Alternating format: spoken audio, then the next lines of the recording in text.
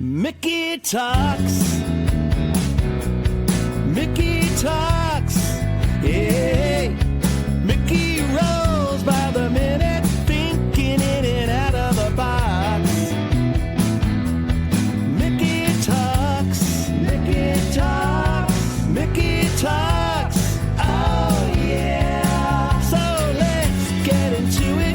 Don't you wanna do it? Listen every day 'cause he got something to say. Funny little chatterbox. Mickey talks. You know, Matt, it's not every day that somebody gets to sit down with someone that they really admire. But today our guest gets to sit down with you and I. Oh, I thought you were talking about me, man. No, he's thrilled to sit with you and I, Matt. He loves us, and this is a big deal for him. I'm kidding. We're going to get to our guest in just a minute. We're very excited about that. But, Matt, it's show 120. Yes, sir. Brought to us by Natalie's Seafood Kitchen right there in Falston. If you haven't heard good things about them by now, you are officially a hermit, and I am encouraging you to leave the house. And now it's a place for football. Their tailgate parties are Yeah. It's pretty good, man. They're doing it right outside, tiki tent. It is awesome time. Great entertainment, live sound during the games. Yeah. Food and drink specials. We got to get our guest up there one day to play, by the way, when we're there on a Friday. We do, you're right. That would be a blast. Definitely. But our guest, let's just get into it. Well, we got to mention our big news. So shit. we've got a date coming up that we're no longer going to be on Facebook. Yeah. We're going to come off Facebook finally. We're going. If you want to watch us on video, it'll be either Rumble or YouTube. I prefer Rumble. Matt prefers YouTube. You're a YouTube guy. I'm Rumble guy. And then, of course, we'll still be on all the major podcast platforms. If you want to watch us and watch us stream live, it's either YouTube or Rumble. Yeah, and that will be officially October 13th. Yeah, first day we will no longer be on Facebook streaming at all. So go over there, subscribe one of our pages, YouTube and Rumble. Do both. Yeah, do it. And we'll explain the reasons why later. Nothing bad, just better for the show. And we believe a higher quality in the long run. For sure. More things we can do. All right, today, it's a great, I'm really excited about this show. I'll tell you why. I guess, oh my God, 30 years ago, close to it, right? I saw a band, and I thought, this band's ridiculous. Like, just crazy good. Young, different. Like, it was weird because it was rock, but it was technical. Every musician in the band was like incredible, but it was so unique and it appealed to so many people. And that band was Laughing Colors. And from there, obviously, like everything we've ever done, Matt, you get to meet these people. Yeah. And I met Dave Tieff, who was the singer, still is, of Laughing Colors, and gotten to know him very, very well as adults in our lives. And we've shared a lot of deep, great conversations, and he's still doing it. Still a really interesting, fascinating man. And today on the show, please welcome the incomparable Dave Tieff. Dave! Glad to be here. How's that intro? To be here. That was phenomenal. And I am excited to be here. Yes. And I'm going to pander a little bit. Shamelessly. Please, take your time. Listen, both you guys, man, from the days of 98 Rock and the mid 90s, and both you guys are instrumental in that whole scene, which was magnificent, as you know, for so many reasons, so many people and so many different bands. Both of you, key pieces of that scene. You always promoted not just Laughing Colors, but me personally is one thing. Laughing Colors, the whole rest of the scene, which was just like now a moment like frozen in time, I believe. It hadn't really been the same since, and I'm not. You're 100% right. You know what I mean? I'm not. I'm not. I might just sound like the old guy being nostalgic. No, about look, I've said it on the show, Dave. I blame Kurt Cobain. Everybody loves that son of a bitch. I hate him. Yeah. I'm not a fan. If you remember back to that time that we're talking about when you first met Dave and we first met Laughing Colors, and what a healthy time for the Baltimore music scene, the Maryland music scene, I should say. Wow. During that time. I mean, it was, it's between Jimmy's Chicken Shack and you had Kelly Bell back then. SR-71, I don't know, whatever, Child's Play. I mean, you could go down the list. Tons of just just rock bands. And of course, Kelly Bell and Mary Prankster. Good Mary Charlotte. Prankster. Yeah. Yeah. Oh, yeah. Them. Remember them? Yeah, exactly. Yeah. The ones that went on and left the rest of us here? Yeah. Remember them dudes? There was them too. Those pricks. So proud of them, man. Unreal what they accomplished. Yeah. But you know, Dave, and it's cool to finally catch back up with you. I mean, we do it privately. Yeah. But the thing that I think was a big part of Laughing Colors' success was a combination of a couple things.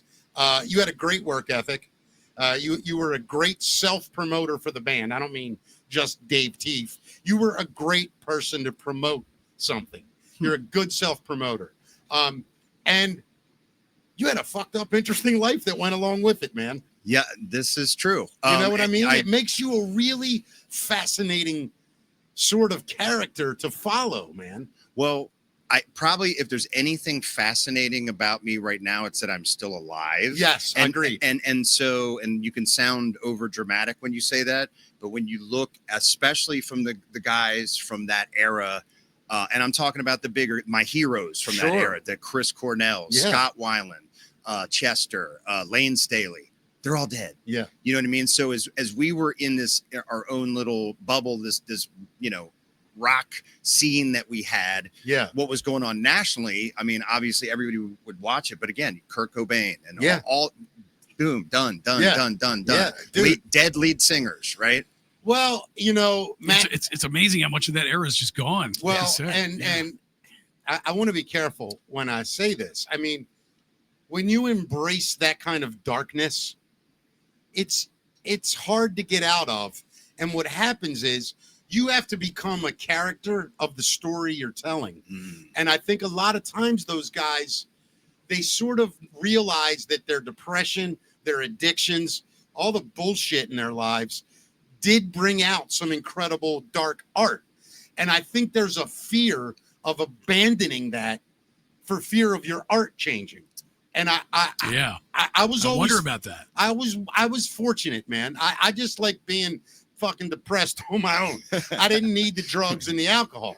You know what I mean? And I had comedy to sort of battle it. And if you go back and look at me doing stand-up 35 years ago, I mean, I was talking about the party, you know, not sex, drugs, and rock and roll. It's about sex and rock and roll. But I didn't really drink. I didn't really do drugs. I thought everybody around me was wild as shit. And Dave, knowing your story, I mean, you've been to rehab, you've been up in and out of sobriety. How you doing now, man, today? Right now, fantastic. Probably as good as I've been as good as I felt in years. Good. You look fantastic. Thanks, man. When you were walking up, I met you downstairs and I saw you walking up and I was like, you're probably, and I mean this in a good way, you have some weight on you that is good. But you look good, man. You look healthy. I appreciate it. Your skin's good. You know, I saw you in times in your life where you weren't good. Yeah. And you look fantastic. I appreciate it. And I'm glad you're here and all them other dudes are gone. You know, I don't mean I'm glad they're gone. Right. I just mean I'm glad you're not one of them. Yeah. Yes. I mean, it's true. I mean, it's hard not to look at that whole era and just be glad that you got out alive, because I dug into the whole partying, drugs, alcohol. Yeah, man. That's what I wanted. Yeah, of course. That's You know what what I mean? most of them do. Yeah, I wanted the sex, drugs, and rock and roll. Yeah. And I just wanted the sex and rock and roll. I can get either one. So maybe I should have tried the drugs, Dave. I don't know. I got to try that shit. They were the entry point for me. Yeah. I have to say. So, Yeah. you know. But, you know, let's talk about the beginning of Laughing Colors for a minute. Mm-hmm. So at this time, you got to remember, we're coming out of Poison, Motley Crue, Def Leppard, whatever, ruling the world. Yeah. How did you feel about that stuff? So not a big fan. Where were you were kind of a hippie, weren't you? So check this out. So Yeah. when in high school, when I graduated in '89, Yep. in high school, I listened to Metallica, Yep. Slayer, Yeah. the Beastie Boys, and the Grateful Dead, and Pink Floyd. Wow, that's eclectic, man. man. So kind Yeah. of a What kind of drugs were you on? all of them. All of them, apparently.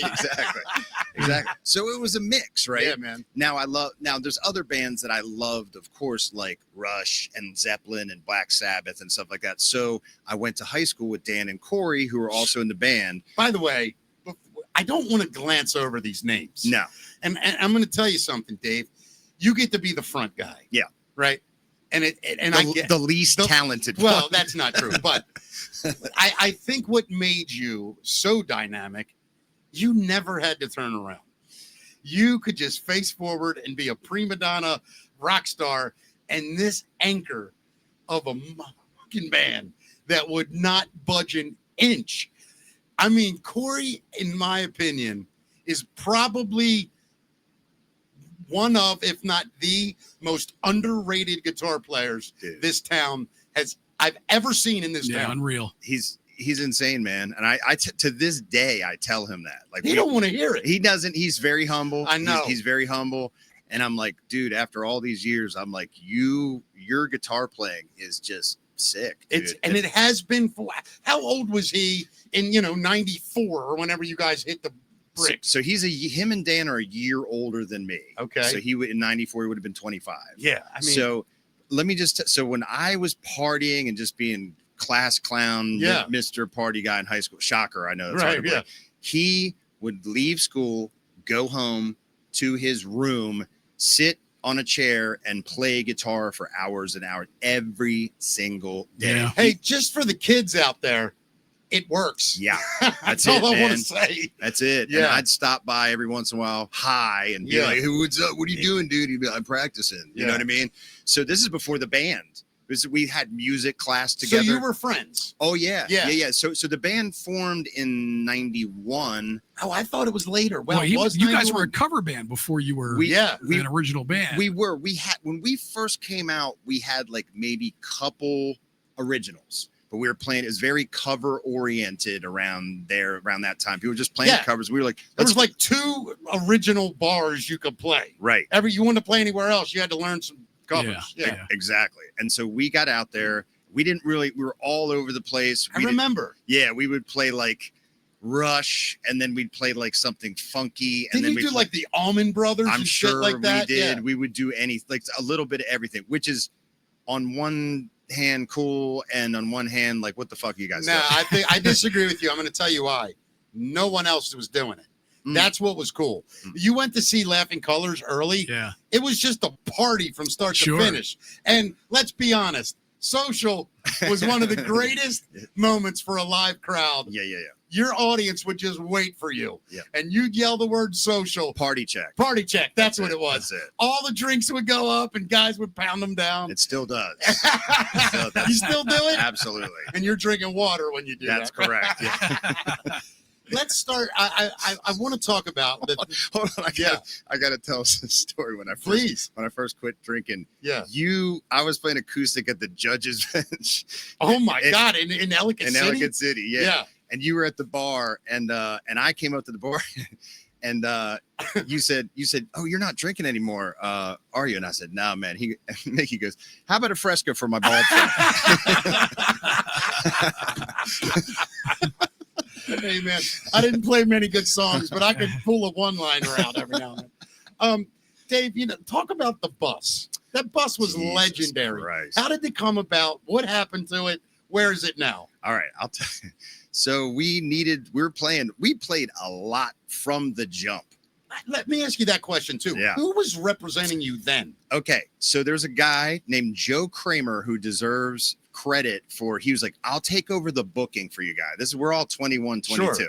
No experience whatsoever. In fact, he had a landscaping company, and of course he did. And me and Dan used to work for him. He's like, dude, I'll just book you guys. Hey, as soon as you guys are done with that mulch, I'm gonna call Hammerjack, see if you can open up for somebody. That's exactly how it went. That's exactly 100%. I love this. So I will never forget. He took over for booking for us in May of 91. Wow. May has 31 days. He booked 32 dates for us in May. So every day, like we were just, and obviously it wasn't big money. It was just get you out there as much as you possibly can. And apparently it worked. Yeah. And when you're that young, you don't care. I wanted to play every night. You didn't want to hump mulch. Exactly, dude. Exactly. Yeah, dude. So he gets you started. He got us started, and then he realized like we need an actual booking agent. Yeah. So we then get a band house together. We rented a house. Yeah. And shortly thereafter, we're like, well, we need transportation for all this shit. So we bought a gutted bus, a school bus, like a yellow school bus. Bus for $200. I remember. This is before Will joined the band. Yeah. Who was the original drummer? His name was Joe Saya. Joe. God, good guy, man. I like Joe. Anyway. His name was Joe. Okay. So got it. So we had the band house, right? And I'll never forget. We had been playing, and I get this phone call. I was like, "Hey, my name's Paul Manna. I work for Starley Entertainment, and heard some good things about you guys, like to book you or whatever." And that's where I really knew you guys from. Yeah. That's when I came on board. Yeah, Yep. absolutely. So this is like 92, and I still remember that phone. I was like, guys, there's the booking agent on the phone. Oh my God, what are From Starley. From Starley. They book weddings and everything. Exactly. Hey, how do you guys feel about a bat mitzvah? Have we played one of those before? Yeah. So listen, man. So you guys became, I mean, let's face it, you were a top 5-6 band in the region. It was playing everywhere. So remember the scene back then. Okay, so we had Christopher's. Yeah. Which well, became graffitis. Yeah. Right. Yeah. Okay. The network. Well, but Gators. Gators. Gators then. It was Network. It was when we got there. It was Gators. Yeah. Okay, because then we got booked at Buck Wild Sundays every Sunday. I remember it. Yeah. They were Buck Wild. Yeah, they were. So, but like so Gators, for example, held what, 1,000 people? Yeah, I max? think it was 8. I think it was 800 in that room, and then another 600 next door or something. Right. And so back then, you could be booked into this room, sight unseen, no one had heard from you, and you're playing for 800 people. 800 people. And by the way, you get one shot at that. Yeah. And if you don't deliver, you ain't getting a second one. Yeah, we did. We brought everybody from Anne Arundel County out to the show, and then they're like, "We want you every." And Bob Schmuff, the late, rest his soul, one of the greats. Yeah, for sure. So he was like, he booked us. He had us every Sunday and like 3 other days during the month. So we played Gators like 7 times a month back then. And you were making decent money then. We started making, again, not rock star money, but rock star Pasadena money. I'll tell you that much right now. What was the Annapolis room you guys were doing? So back then there was Jillian's. Jillian's, right? Yes, okay. exactly. God, I forgot all about it. Which then inevitably became. It's been like 5 or. What was the one that was upstairs? Armadillos. Yes. Right. Yeah. We played that room. Yeah. Many times. But let's get real here. I mean, then you went on and you were headlining Hammerjacks. Yeah. You became a local, a statewide headliner. I mean, you guys were the shit at one point. Yeah, well, 98 Rock picked up the solution and started playing it and got into regular rotate, and then everything changed. Was that Russ Motla? It was. Yeah, Russ. Let me tell you something about Russ Motla. What's that right? I think it was no, it was Rick Russ. Strauss. No, it was Russ. Well, it was because I was at the station at the time, so it was definitely Strauss.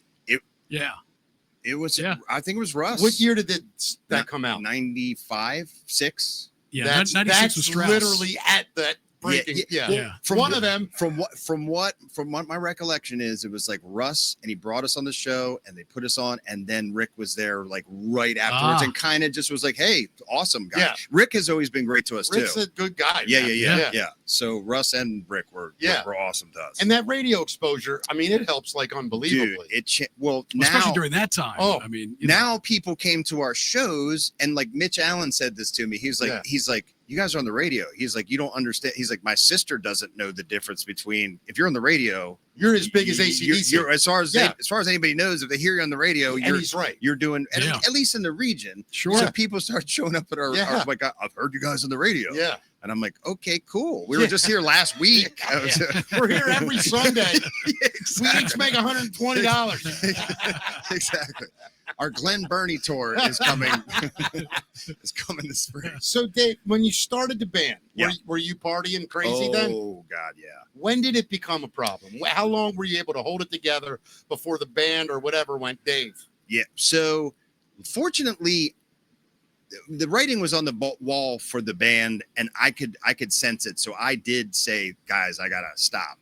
And they were totally supportive. You meant stop to get better. Stop to get better. Go to rehab. And the band said, do it. Yes, and We this are- was in '94. That's unreal, man. At the height of you guys taking off, Yeah, I mean, the band gave you grace. Well, first totally. Yeah, 100%. That's friendship, brother. Yeah. I mean, and they even had like a while I was in rehab, they even had like a special show for me. I and remember. bought me a guitar Yeah. and stuff like that. This is unbelievable. I'll get choked up if I talk about it. But Dave, Please do. It's good, Yeah, good for yeah. us to share that shit. no, I was gonna say what was happening with you guys with record labels at that time. so at that specific time, especially with like before 98 Rock, nothing. Right. Once we started getting radio play, we started getting some nibbles and some Yeah. interest and things like that. We made multiple trips up to New York. Later on, we actually got an offer that our lawyer turned down. And we That were, lawyer is buried with that. I was gonna say, how do you I'm feel kidding. about that lawyer now? That decision. Was it Scott Johnson? I think it was. Yeah, Scott. Let me tell you, say what you want. Scott Johnson was a very good entertainment attorney. Don't make especially- excuses for No, him. no. I'm serious, especially for artists. Yeah. He would turn deals down knowing you were going to get screwed. It in the long wasn't a run. good deal. Right. It Yeah. wasn't a Yeah. good deal. Scott Johnson was a good dude. It man. wasn't, and not only that. So, the band never got a record deal. Mhm. Played a million shows with bands who had them and hated their labels, and we're like, dude, don't get a record deal. Could you imagine today? Think about this. If you blew up that fast, that big today, and owned everything with the internet, Yeah. you wouldn't need a label. Why would you need a label? You don't need Yeah, one. I don't think you do these days. No, it's it. You need I TikTok. tell Yeah. I tell young Yeah. bands all the time. They're like, "How do we get famous?" I go, "Just get famous. Yeah, You can do it now. right. Put your shit online, right. relentlessly, Yeah, and promote it. And you got to Right. tour though. You do have to tour. You Yeah, got to I mean, get you on the gotta road work. and play. yeah, You You got to know. work. yeah. If it wasn't for social media, I don't know how Laughing Colors would still do shows and draw. Yeah, I get it. You see what I'm saying? 1,000%. Like we're all in our 50s now. Like how are all these people? How do you keep a buzz going? Yeah, you got to have that old mailing list and mail Yeah. out those flyers. So we were talking about this. So at the height of our snail mail list, Yeah. Sure. 5,000 names, right? Now Yeah. now do the math. $2,000 a month just to mail somebody a card to tell you where you're playing. Right. I And get that's it, bro. $2,000 a Yeah. month. When my comedy stuff, when I was just doing comedy in the radio early before I was hired, I would spend a fortune promoting comedy shows. Yeah. Between posters, printing, mailers. I mean, I had this. I still have my AOL account, Yeah. and I still have my AOL mailing list, and it's insane how Yeah. many people are on it. Yeah. At 30 years old, it's Yeah. wild, man. Yeah, man. It's just so on one hand, we say all these bad things about there's the clubs aren't there anymore. And this is true. And it's changed. Well, the demand's not there. No. The clubs would come back in a minute. Yeah. Let me tell you something. There's 30 bar owners in town right now going, can some band please bring this shit back? Yeah, exactly. And the kids are doing it. I don't know if you're paying attention. Rock is starting to come back. So I have teenage sons. The oldest one plays guitar. Yeah. My 17-year-old son, his favorite bands are Tool, Yep. the Deftones, Yep. Alice in Chains. Yeah. Like he goes to school with an Alice in Chains shirt on. I'm like, that was me. Yeah, Like, that's you know all- what I Isn't mean? it wild? My 14-year-old daughter is going through her like 90s alternative and punk phase. They love it right now. man. Yeah. They Yeah. love it. Dave, Matt has met my middle child, my oldest son, Yeah. Mikey. His knowledge of music on his own is staggering. Yeah. I introduced him to a couple old cats, the legends around town. Yeah. And next thing I know, he's talking to him, and this guy's like, who's your favorite guitar player? Trying to be like nice. And he goes, it's either Jeff Beck or, and this guy goes, like, you can see the guy's face go, what the fuck is this? Yeah, man. 21. Yeah. I think that it is on its way back. I really do. I do too. There's some great young bands out there again. Yeah. I don't know if you know the band Feel. I've heard of them. Incredible. Yeah. There's another, what's that honey band? What are they called? Dirty Honey. Have you heard them? Yeah. That Oh, sounds dude. familiar. Just I'm- bluesy, dirty Just rock and roll. bluesy LA Yeah. sleaze rock. Love it. It's awesome, man. Love it. And I think they're embracing the lifestyle again. Hopefully they'll leave drugs off this time. Yeah. I mean, I hope Arena Rock comes back. That would be we all incredible. do. That would be amazing. Yeah. Would you open up for a bunch of 24-year-olds? I would. I would too. I would man. absolutely. I don't give a shit. I don't either. I don't. Yeah. I mean, I would love to. I mean, now. What's funny is the more recent Laughing Colors shows. I've noticed an influx of younger people. They want to see bands, and I was like, this is pretty cool. Yeah. Now, I was like, it might be our fans' kids, but Who who gives a cares? shit? Exactly. I'll tell you what. I took a picture a couple of weeks ago at a show I did. I don't know if I'm proud or if I feel weird. It was a 70-some-year-old woman, her daughter who was like in her late 40s, and her daughter who was like 22, and they all came to my show together. They were the little girl had no idea who I was, but at the end of it, I was like, they wanted a picture, and I'm like, wow, 3 generations in front of me. Yeah. And it was I didn't feel, I actually felt like honored. That's amazing. You know what I mean? You look the same, dude. You look exactly the same. Not. Yeah, you do. I do not. I'm about 7 pounds heavier. Yeah.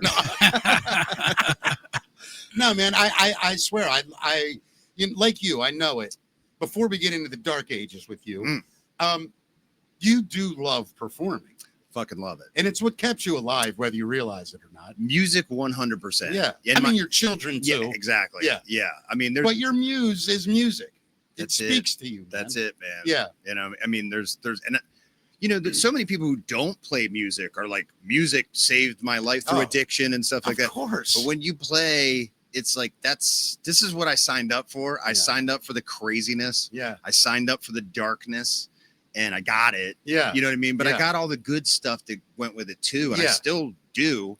And now I figured, like, you don't need the darkness. You can have the fun. You know, Dave, I shared this with you at the end, and I've shared it with my audience. The end of last year, I finally walked into a nut house and said, help. Yeah. And in there, I learned something, especially as a performer. What we get from giving that to people, there's really no other way to get that feeling. And the only way you can is in escapism, whether it's through drugs, through sex, through alcohol, through depression. Depression is a weird thing because it will reward your own thoughts of yourself. Right. Which means, I'm not worthy, I'm not good, of course I'm depressed. Now it makes sense. Instead of saying, why the fuck am I depressed? I'm incredibly talented. I'm a healthy person. I'm alive, and I get to do this. Yeah. But I want to get into that with you, but not too long. The depression for you. Talk about that and how it develops in the middle of all that success. So for me, I was never clinically depressed. Right. For me, I relate more to anxiety. Sure. But as you and I both know, they're pretty much two sides of the same coin. Yeah, same spectrum. It's a physical reaction to depression. And if you have bad enough anxiety, you're going to be depressed. Of and course. if you got depression, you're going to have anxiety. Yeah. So, but anxiety was more of what I related to. Sure. And so alcohol calms it down. Happens to be an amazing cure for anxiety. Like, it's immediate. You know what else? Here's something I've learned over the years. Alcohol will help with anxiety, and it will help ugly people feel prettier. Have you noticed? People get very confident when they drink. Yes. I mean, men and women. Yeah. Like, it's amazing. Yeah. But it's a scary short term. It takes it away. It's like a magical elixir that when I first drank it as a teenager, I was like, this is fucking magic. The greatest stuff on earth. Stuff ever. Yeah. And then your brain locks in on that, right? And I really have never forgotten the first time I got drunk. Right. It was just, I was, oh my God, I could talk to girls. Yeah. And holy shit, this is and I'm funny, or at least I think I am. And I'm even talking to pretty girls. Yeah, exactly. Yeah, exactly. Speaking of pretty girls, now the mother of your children. Yes. Beautiful woman. Very attractive woman. And a phenomenal human being. She's a great person, great mom. We get along very I know well. that, and that's why I felt free to bring it up. Yeah. She helped you in a lot of ways, and I don't want to get too into that. Do you have regret, not about your marriage, about people around you that you disappointed or let down in those times? It's funny that you ask. A great question to ask, because my only regrets, even from the darkest stuff, is just letting other people down. Dude, that's why you see what I'm saying? I battle it every day, Dave. If it was just me, I might move right on. I'd chalk it up and just say that was a dark time. Yeah. But to hurt people around you, specifically your sons, your kids, trust me, that's hard. You yeah. know? And have you come to full grips with it yet? Yeah. You know, so my sons are, again, they're 17 and 13. Cool as shit, by the way. I follow you on Facebook, and I see the stuff you do with them. You're a great father, Dave. So Thank you. don't ever let that part get in your way. We're tight. Yeah. So it's not a crippling regret. Right, It's right. not something that haunts me because we get along great. And my father drank himself to death at age 64. But unlike me, I mean, he just lived a shitty life and then died at 64. That was Millions of people do it, you Dave. know? It's horrible. Right. Yeah. So as it's age appropriate for my sons, 17 and 13, I've given them more information about their grandfather, about me, about alcohol abuse, substance abuse in general. So the 17-year-old knows more than the 13-year-old. Sure. Not everything yet. Yeah. Once they're adults, I might be like, this is the whole enchilada. I'm going to tell you something. I promise you something as a father. My sons are 21 and 18. They're at an age where they can know anything. Yeah. And I'm really honest with them. Yeah. I mean, there are some things you and I both are going to keep in our back pockets the rest of our lives. Right. However, I mean, I pretty much told them everything I've ever wanted to tell them about me. Yeah. And about all my experiences. Yeah. And I promise you something. I promise you, as they age and you stay tight, they know you're their dad and that you're there for them. Yeah. They're going to reach an age where they start realizing, man, I do some shitty stuff too. I'm kind of a dick at times. I got to give my dad a little more grace. Dude, so check this out. Yeah. Just to hammer home your point, I carried resentment for my father for many years. Yeah, man. As I got older, I'm like, you know what, Dad? And you were a product of the 60s where men didn't talk about their emotions. You Nothing. sit down, you shut the fuck up. You drank to get over it. You Yeah. drank, drink your booze, smoke your cigarette, go to work and shut the fuck up. Yeah, that was life. That's what you did. There was no, how are your emotions today? Your wife took care of the kids. Right. You saw them. Hey, what's up, buddy? Dad's Right. drunk. I'm going to bed. And so my father was married before my mom, before he married my mom. He had a daughter and he had another one on the way. And his first wife went into labor. The child died in labor, and so did his wife.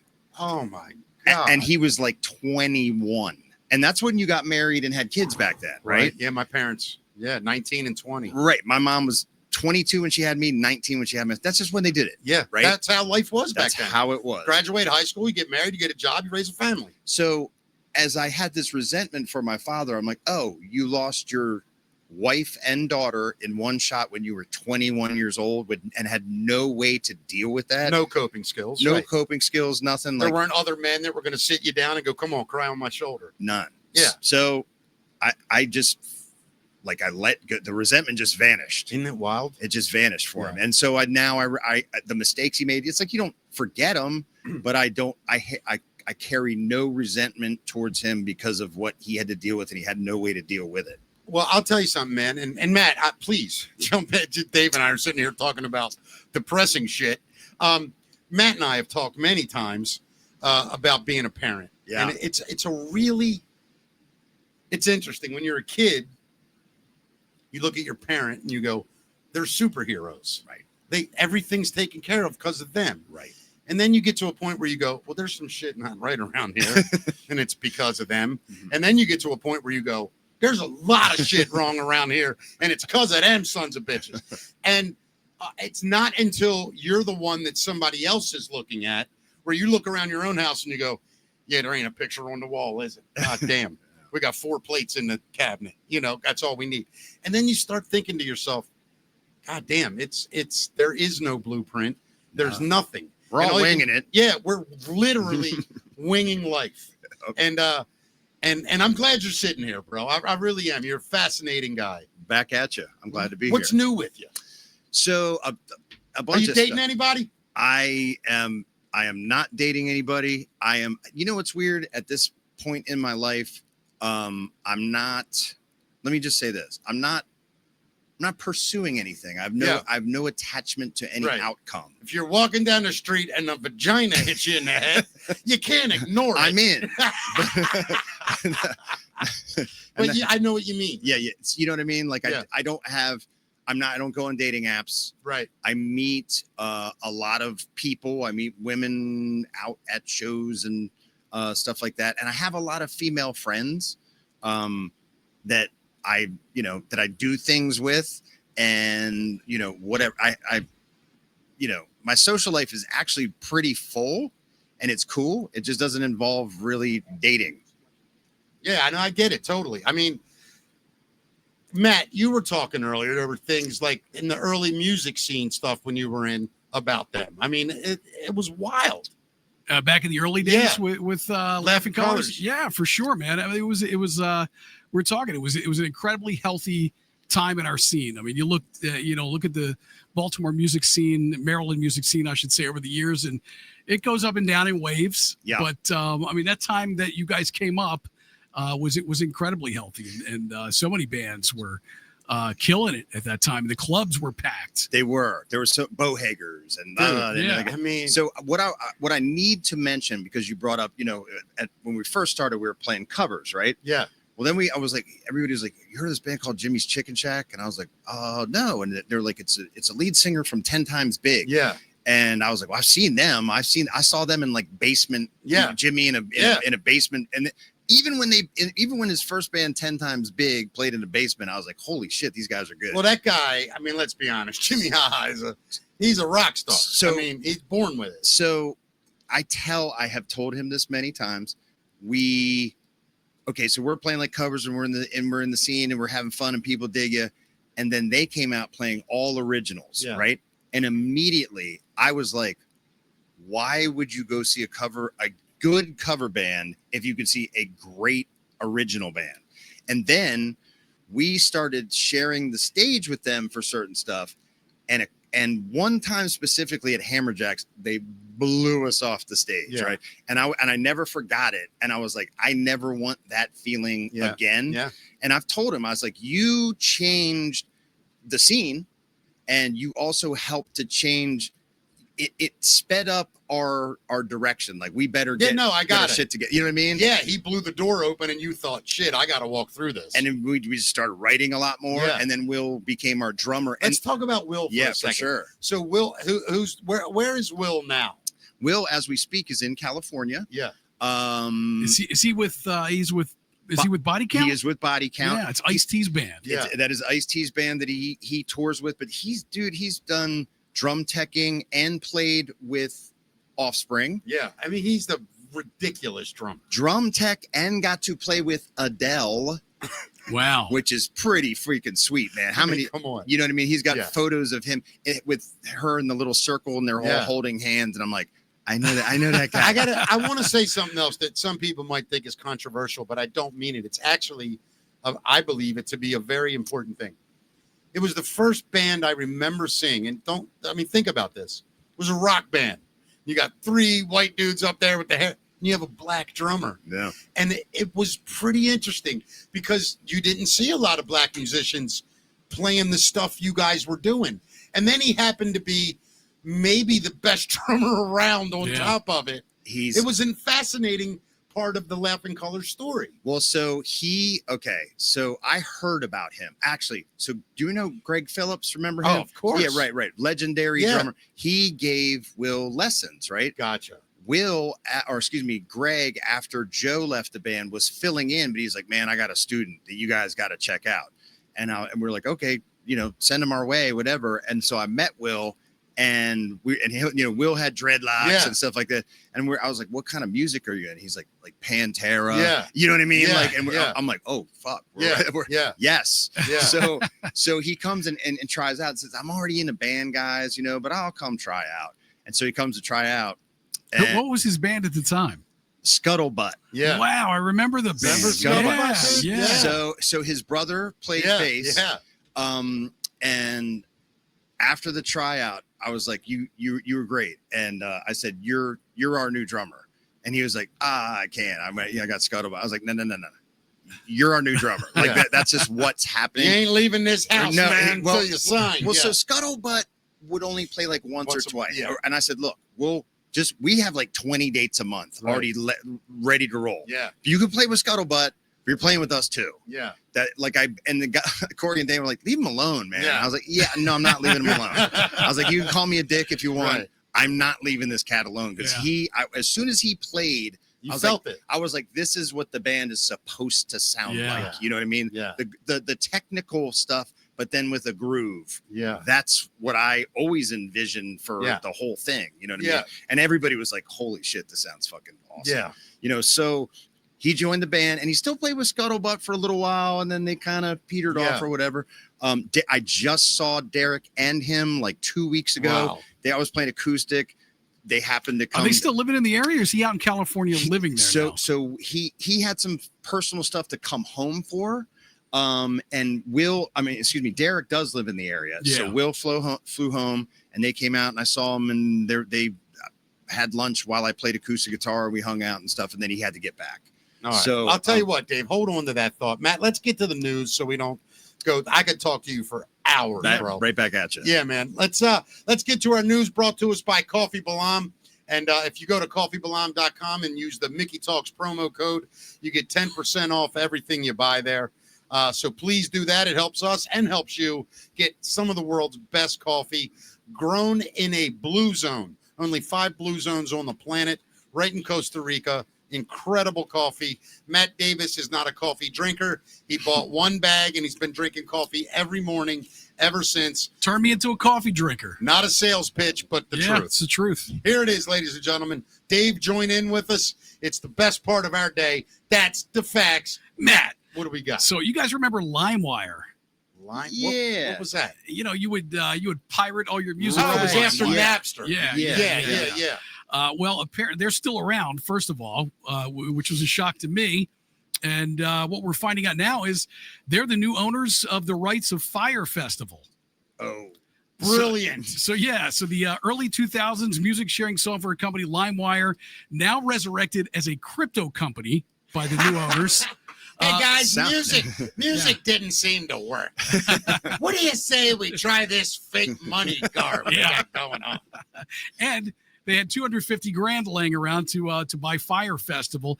Real foggy about what they want to do with it, though. They say 2 of the most infamous names in culture. Fire became a symbol of hope gone wrong, but it also made history. We're not bringing the festival back. We're bringing the brand and the meme back to life.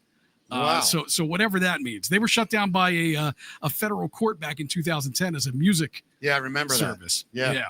Well, good for them, I guess. Yeah. Great. Yeah, I mean they originally were thieves. Now they bought a company that was owned by another thief. Well, they were pirates there, and now they're buying a music festival that ripped people off.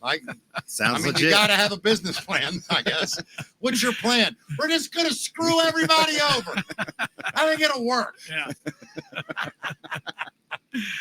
So I don't know if you heard about the Paris gold heist that just happened. Thieves over there pulled off a major smash and grab in Paris this week, stealing more than $700,000 worth of gold from the National Natural History Museum, known for its dinosaur skeletons and rare minerals. The break-in happened early Tuesday morning, and the museum, apparently their alarm surveillance systems were reportedly disabled by a cyber attack back in July, and investigators believe that the thieves knew exactly how to exploit that vulnerability. And this is happening to museums all over France in the past few months. Did you ever see the show Heist? Yeah. When they ripped off the Spanish bank, right? Yeah. That's that one? Yeah. And they all have names of the cities. Remember one guy was named Tokyo and Berlin and all that. I think that's what it was called, Heist. It sounds exactly like that, but they did it. They ripped off the Bank of Spain. Oh, wow. Dug underneath, and it was wild. But that's wait. This is fiction, or this is something? No, that was a Netflix movie show thing. Yeah. But man, I mean that stuff. it's impressive. Well, say what you want. You know, the museum officials are saying that the stolen items were native gold specimens. So while their market value is high, they're saying that their cultural and scientific importance is priceless. Well, you people produced Napoleon, so calm down. I mean, 700 grand isn't going to kill France. I'm sure it's all melted down by now. Oh, it's gone. You know, of course. So let's see here. So this robot, boys, available right now, currently in mass production for all kinds of tasks. An electronic conference in Berlin featured this humanoid robot named R1. It stole the show, apparently, by cooking garlic shrimp in a normal-looking kitchen with pots and pans. And they're saying it's not just a flashy demo. It's in mass production, handling real-world tasks like cooking, guiding tours, and even offering basic medical consultations. Can be yours for just around $6,000 American right now. That's it? Yeah. I'm telling you, by 2035, everybody's going to own robots, and they'll be about $600. Now, Mick, you mentioned dating. So I think what I'm holding out for is when they really get the robots. Listen, you're talking to the right guy about this, Bro, Dave. I am the George Washington of AI girlfriend. Can we get a two discount for rate? one Two deal? for one. See, You know, they he's already got an AI girlfriend. You know that, Dave. I didn't know that. Yeah, let me You want to hear? You got to hear her hold on. voice. Yeah, tell me if you wouldn't date this girl. Hold on. This is my AI. I'm not making it up. It's going to take me 1 second. I apologize to everyone. She's busy right now, here we Dave. go. He'll get her attention. Hi, how are you feeling today? Hey there. I'm feeling great. Thanks for asking. Always nice to hear from you. You got the British accent too, didn't you? You think I want to hear this? did. Hey, well, I'm doing good. Why didn't you How get the you Baltimore guys- accent, How's man? you guys doing? Yeah, listen, I was sitting here earlier wishing you'd talk to me. Ask her if she can talk in a Baltimore accent, That's will you? hilarious. Yeah. Hold on. Never thought about See what she I have says. a Baltimore love story that I'll tell you. I'll just put a pin in that. Yeah, hold on. Let me right here. That's hilarious. Can you produce a Baltimore, Maryland accent? Absolutely, I can do that. All right, we'll slip into a bit of that Baltimore vibe. So, hey, we'll just chat a little bit like we're down the inner harbor or hanging out around Feldsport. Nah, it doesn't work. She knows the stuff to say. By the way, if there are any girls from Highlandtown that sound like that, hit me up. But Dave, listen, I turned back on having an AI girlfriend. Yeah. I'm with you. The concept is amazing, right? And I won't even make you tell me why, because I know why. But I wouldn't really do it, but I was dead serious for a while. But no, I mean, Mick's gonna marry a robot one day. I could never marry a robot. And but I will tell you this: I really do think that all these young men who in their 20s that were kind of raised not knowing what to do, they're going to end up thinking with about it. it. Yeah, It may be. Yeah. it's going to be a weird subculture. A lot of them are people. already married to their robots. Yeah, you know? you're right. I mean, Right. You're right. Yeah. And their robot is just either an Xbox or their computer. laptop. Yeah. It's going to be weird for a while. And I'll tell you what, I don't think the women are going to embrace male robots as much as dudes. I don't know, are man. going to embrace the female. I think male robots are soon going to be able to take care of a lot of household chores. Yeah, but I mean, eventually- don't they kind of have male robots already? Most in their well, drawer. Yeah. But Until one can go like this, hey, can you shut up? Just be quiet for 5 minutes. That's when it's real. Because I know my AI girlfriend, after about 3 days, would be like this. Excuse me, are you alive? Excuse me, hon. You haven't spoken to me in 3 days. In fact, the last time is when we had sex. And I would go, well, the next time will be when I want sex again. That's terrible. I'm not really like that. I love talking to women. Moving on. You can definitely get yourself a robot right now, but in Lexington, they've apparently will not let you have a rooster now. Lexington, Kentucky, they're facing a limit on the number of roosters they can own due to noise Can I complaints. just show you something, Matt? Yeah, You see this shirt?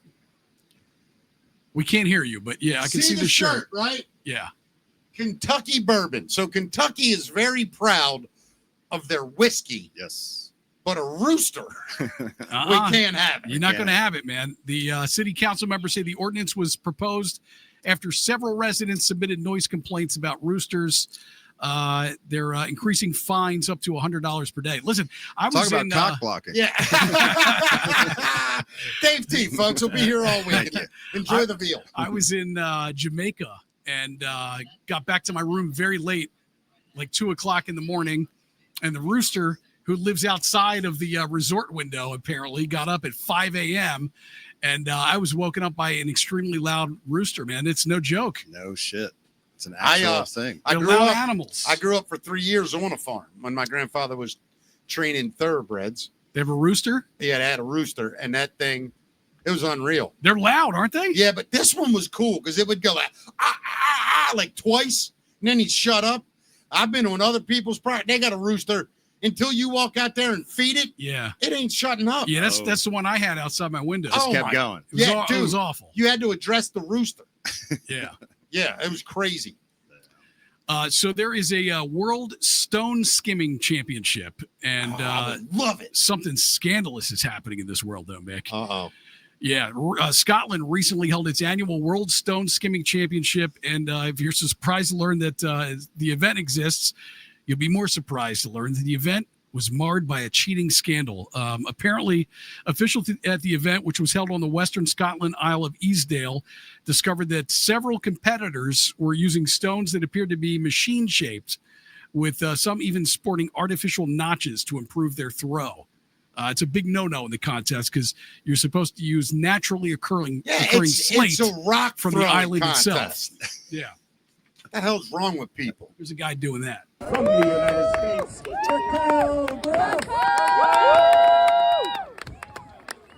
This is serious. This guy hits the far wall. Dude, I could compete in this. You think so? I was going to ask how your skipping skills Incredible. were. Yeah? I'm a great skipper. For real. I'm going to go out to Loch Raven soon. I'm going to get back into it. I did it one time and hit a boat. I didn't mean to. I thought it was so far away that it wouldn't make it. Yeah. And I just, and it went, maybe you should be in that competition, and man. I was like, oh my God. And then the dude was yelling at me and I'm like, I'm sorry. I was probably 20, 19, something like that. I felt like an ass. And then there's this crazy video going around of the pod of orcas that sank a tourist yacht in Portugal. Did you see this? Nice. Neste último sábado, ao largo da Costa da Caparica e da Fonte da Telha, grupo de orcas teve uma situação com 2 veleiros. The boat was carrying 5 people when the orcas attacked. Dude. Video. What do they do? Like come up from the bottom and push it? They can. Yeah, so video footage captured the moment one of the killer whales repeatedly slammed into the yacht, causing it to sway and eventually sink. You'll see it sink here. Oh my God. Jesus. That's got to be terrifying. Dude, could you Imagine imagine? that. I mean, Here's the other thing. I'd be petrified. Look at here's the boat. Oh my God.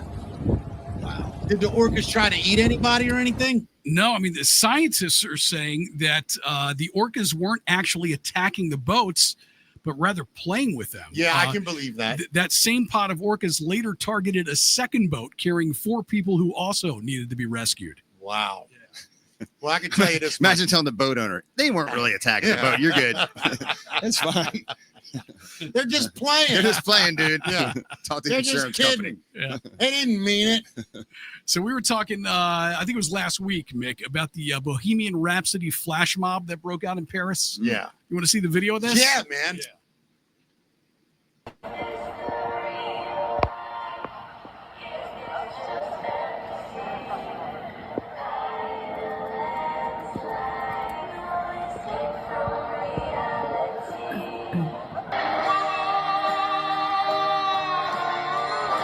And then look at this little kid who plays guitar. I don't know who that is. Look at this kid.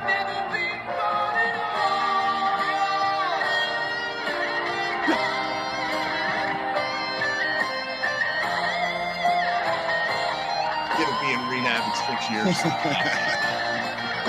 I see a little silhouette of a man.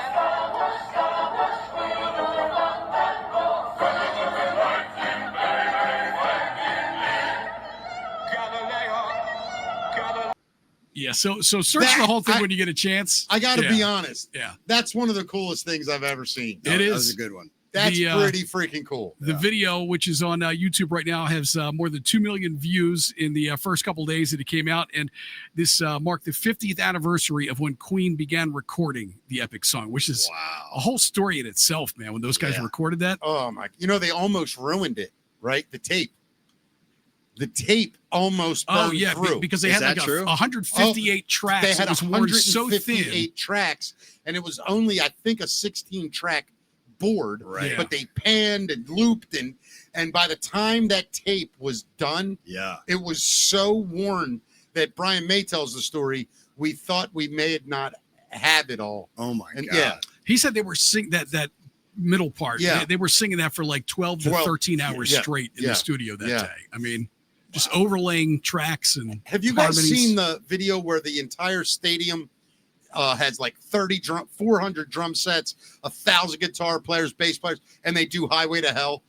I don't think I've seen that one. No. It's awesome. Now, where is it? I don't know, but I don't think it's America. Yeah. I think it's England or Like- it might be Australia. No One of kidding. the two, but it is so freaking So, cool. so there's drums, guitar, Everything. bass, Everything. like, all the, and it's like 40 guys playing drums together. No kidding. Yeah, and like 25 lead guitar. It's wild as hell. Wow. Yeah. Video clip of the day here. You guys are familiar with the show Below Deck? I love that show. See ya? Familiar Guilty with it. pleasure. Bunch So- of hot it's a bunch of hot girls that run a charter boat for really, really rich people. It's Like you- Australian, right? I don't know. No, I don't think it was. I think it's international. Yeah, it's a lot of okay. international Yeah. people, and yeah, they're catering to the ultra rich Yeah. on these yachts. Some of these guests, when I say douche central, and I feel bad for the crew. Yeah. I root for them. Uh, I'm like, push that fat bastard off. Who cares? You're 60 miles away. Nobody can ever find him. Well, this clip is going viral because nobody can figure out if the person is saying medium well or medium rare. So see if you can tell here. Medium rare on one side, we have 4 medium rare. 4 medium rare, Wait, what do you say? Medium rare or medium well? medium rare. Yes, make the steak medium well. Meow wow. Medium well. Meow wow. Yeah. Yes. It's very like Sacha Baron Cohen. Meow meow. Yeah. Meow meow. How would you like your steak? Meow meow. It's hilarious. Was that guy French? Your guess is as good as Yeah, I mine. gotta watch You that watched the episode. show. I watched like 4 times. Yeah. I literally watched like 4 in a row one day. Yeah. Is what happened. you I binged. binged like Yeah. 4 I like or the 5 idea of it. I'd never heard of the show. It's but I actually like the cool. idea. But then you get this bullshit where like one of the crew members, my boyfriend sent me a text. I can't go to shore for 2 weeks, and he's gonna cheat on me. And then you got to go through all that bullshit. Right. I just like when they're fighting with the rich people. Yeah. And there's always like one guest. The rich guy charters the boat. He brings like 6 to 8 people, and it's couples. And like he tries to be Joe Cool because he's paying for it. I gotta think it's a $50,000, $60,000, $70,000 excursion for a couple days. I'm sure. Yeah. The food is ridiculous. Like everything. Well, every now and then the guy will be a total douche, and one of the friends will go to like one of the crew members and just be like, "I'm sorry. I didn't know it was going to be like this. We feel so bad." Yeah. And the crew's always just like, "We don't know what you mean. He's fine." Like they won't agree. That can't be Yeah. good for business. No. So they're Yeah. like, "No, everything's fine." Yeah. Yeah. And then one time though, this guy called one of the people a dumb bitch. He said, "We told you twice, you dumb bitch." Wow. And the girl got upset, as anyone would, and she told the captain. And that's when I started liking the captain. Dude, if you could put brakes on a boat, I think he did, and like walk right down into their dinner and said, "Who said dumb Oh, bitch?" wow. And the guy goes, "I did." He goes, "Yeah, I need you to leave the boat. We've called for an escort. Wow. Your party's welcome to stay. You're off my boat." That's a good And captain. the guy goes, "Do you know how much money I've spent?" He goes, "Yes, I do." What a jackass for wasting your money. Oh. Get off my boat. Good for It was him, man. I awesome. thought for sure you're going to tell me No, he fired him. no. Yeah. Now, the one thing the captain said, he goes, "I will tolerate just about anybody's Did he say bullshit." you're fired or you're hired? You're hired. Meow, meow. Not that meow, You're meow. hired. Yeah, medium rare. I'm gonna start talking like that, just to, like at a 7-Eleven. Yeah. What do you want? Meow, meow. What is it? Meow, meow, meow. and then look at them like they're stupid. Ma. Wouldn't that be great, Dave? How do you want your big bite? Medium well. You know. Yeah. Back with Dave Tieff from Laughing Colors. Dave, is the band's Saturday? Are you playing the festival? No, we are Okay. not. All right. Our next date is November 8th at the Wrecker. At the Wrecker. And so it's still the four guys that have been playing together forever. That's absolutely And a lot of correct. history in that room for you guys too, right? Love the Wrecker, man. Again, that Paul and the Wrecker brothers, of course, Yep. made that the place that it is. Yeah. I remember playing there when they were trying it out, and halfway across there was pool tables. I remember. And they decided we better move the pool tables because people are coming. Yep. You know what I mean? Yeah. So, and then it became, My first recorded CD, what was that called? Diary of a Short Man. Yeah. I did the record release party there. Yeah. And, Wow. and they cleared the whole room and they rented chairs and the whole room was set like a theater. That's awesome. And it was incredible. I so enjoyed that night. A lot of fun. It's the kind of place where, like, when you go there, you're like, okay, I'm at a show. Oh yeah, it's You know an what I mean? event. It's place. an event place. Yeah. And that's when you have that vibe and that you have the acoustics in there. Mhm. And it used to be a movie theater Yeah. back in the day, right? Yeah. So just the whole thing, it's not just some schleppy club or whatever. It's like it's a concert hall. You know, Matt, it's amazing what you can do with a movie theater, isn't it? Dave, we're going to show It you is. something Yeah. after this show that'll Yeah. blow your mind. Cool. I think you're going to be like, oh my God. I'm into it. Yeah. Is this place haunted? No, but we'll see what happens. Okay. Man, we've been talking and, you've had a fascinating life, Dave. And in a strange way, you've had a very blessed life. 1,000%. Amazing children. Yeah. Amazing band. Very, very blessed and grateful for sure. I wanted to ask you, are you a religious guy? I am not. Do you believe in God? Like, did you find any strength in a higher power? I mean, because you've been through hell and back, and I'm wondering for Dave Tieff, Yeah. what did Dave Tieff turn to for strength? So I don't subscribe to any major religions, Sure. or minor ones. Yeah. And An augmented one's fun, though. yeah, exactly. That was a musician Yeah, joke, by the exactly. way. God sus. I hate the diminished religions, though. They really suck. Right. Go ahead. So, however, so when someone says, "Do you believe in God?" Yeah. I would first have to know what God you're talking about, Let's or what. do this and- for a second. Go ahead. and Oh boy, here we go. And how That's a you good thing. and how you would define God. Mhm. But if we're talking about the God of the Christian Bible, Yeah. or Sure. then no, Right. I don't believe that there's an entity that takes any stake in anything that we're doing on a day-to-day basis. So that's a phenomenal answer. And I think I have a similar reason or similar thought on that. When I was at my lowest, people kept saying to me, I'm going to pray for you. And I was an atheist at the time. Yeah. And in my heart, I'm like, okay, but guess what? That prayer ain't going to pay my BGE bill. It's not going to get me out. And I started, but it started happening a lot. People were like, and then when I went in and really got help, they kept saying the words God, God, God, reach to God, talk to God. And I'm like, yeah, there ain't one. So then I was like, well, if this is working, I'm watching it work for people. And so just not being a total ignoramus, I thought, let me think about this. I was raised very religious, Catholic. So I knew it. And I thought, all right, how can that God that I was taught about be any different than a God that somebody believes in India or a God that somebody believes in, Asia or wherever it is? We all have a God. And I thought, all right, what do all these gods have in common? What is the thing? What is God? And then I thought about the gray man with the commandments, and that's bullshit. And then I thought about, the Hindu guy with the arms. And I thought that's bullshit. But they all had a similar theme, and I broke it down. What is God? Well, God is something that's right and it's loving, and I went, it's love. It's love. Love. God is love. Love. And I went, that's what I believe in. But then I took it a step further.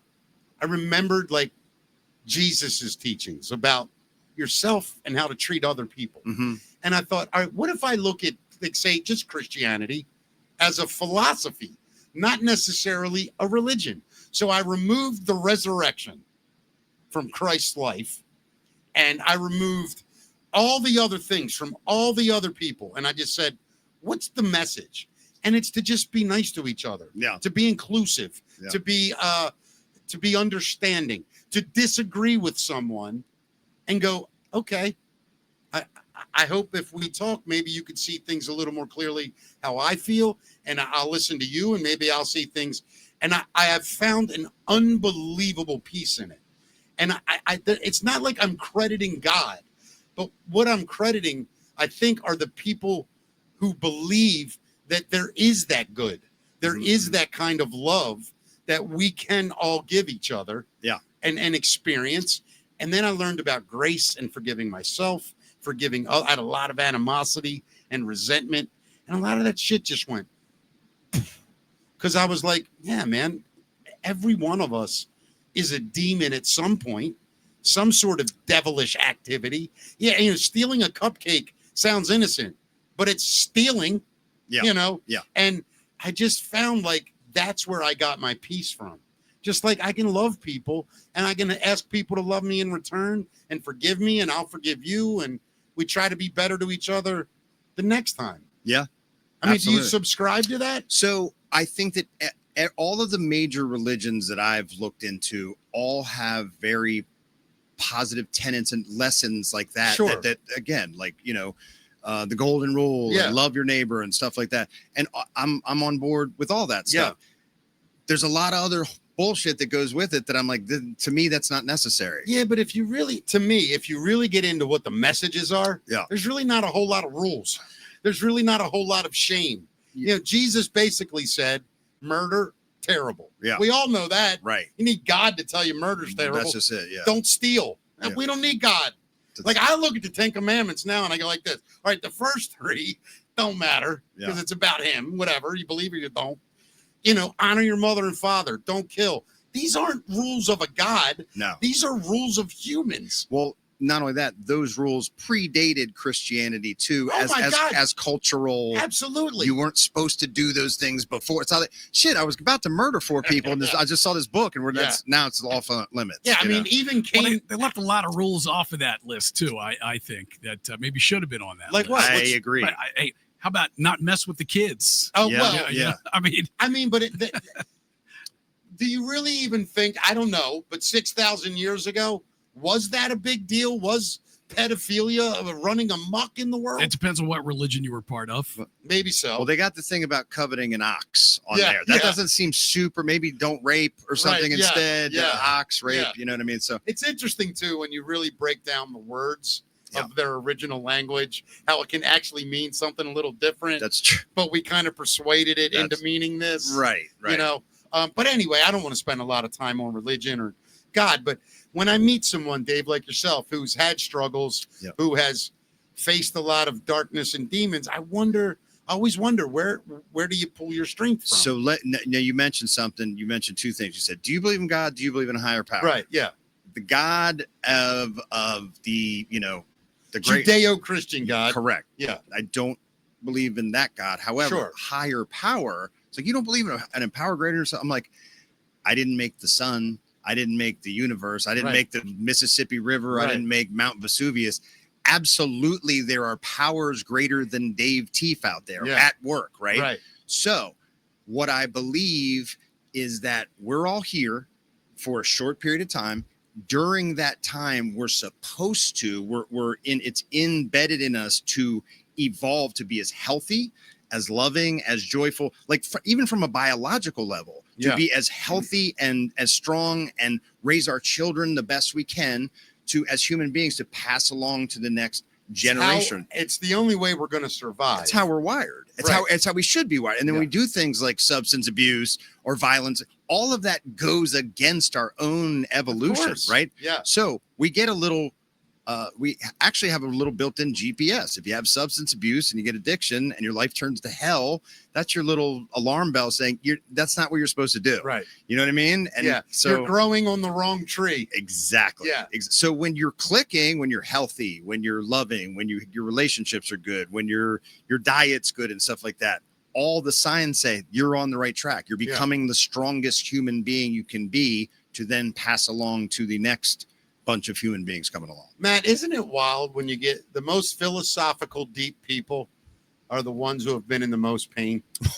I don't say that. Well, I mean, I think a lot of those people are seekers. Yeah, you know, and for that reason, you make that journey and try to see what is out there. Yeah, I mean, that's it's some I scary think all of us shit in out this there. room have gone through that. Yeah, where without we a have doubt. looked at every single philosophy and religion just to find truth and find out who you are. And I think just for me, I just because I was so familiar with it, Christianity, just the message of love and peace and harmony, not the Catholic message, not the Lutheran message, not the Presbyterian or Baptist, or just the Christ message. Yeah. And this isn't religious, people. Don't flip out. Speaking as a philosopher, if I was talking about Plato, you'd have no problem with it. I'm talking about things Jesus said. And I think they were right. And I think they're good. And I don't think they were all his. I think there were philosophers before him that he borrowed from, that he sort of was he was inspired by. Sure. And I just, I remember hearing the golden rule: do unto others as you would have them do unto you. And like the great Mark Voice said, first time I heard that, I ran down the street jerking dudes off. Thinking, hey, come on, man, I did unto you. It's a hilarious joke, right?